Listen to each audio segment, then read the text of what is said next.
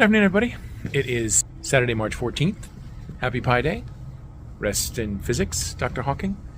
I think I've told you guys in the past that I do about 85% of my riding as commuting.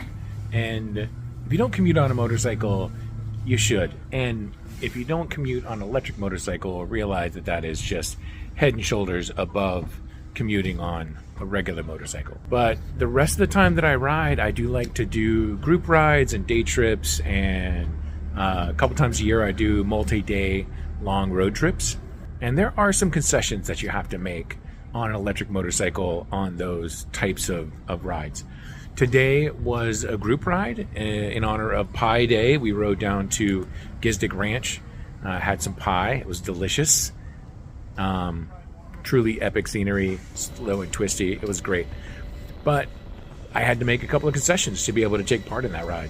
The first concession that I had to make was I had to charge before I got there. Most of my friends that lead the rides, they live in the South Bay or in the North Bay or down on the peninsula.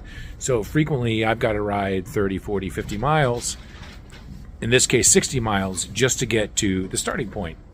And taking off 60 or 70 miles of range and then trying to go on a ride, it would be a drag for everybody. So one of the concessions that I have to make when I go on a group ride like this is that I have to leave a little bit early and I've got to charge before I get there. I had to leave my house around 8:30. I got to the chargers that were about, I don't know, a mile and a half away from the starting point. I got there a little after 9, charged up, got to the meetup spot. We all hung out. Everything was great. We did the ride. That was great. We had the pie. That was great. And now I got to get home. And 60 miles to the start point. We did another 60 miles of riding, and now I'm 120 miles from home. So I rode up a good ways, and now I am about 70 miles away from home. So I'm going to charge up one last time, and I'll be able to get back to my own garage. The cool thing about this particular spot is that you can see my bike. She's over there charging away at one of the few Tesla supercharger locations that have magic docks equipped so that they are open to all EVs that use both NACS and CCS1.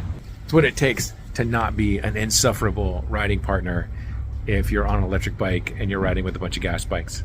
So until next time, thanks for watching.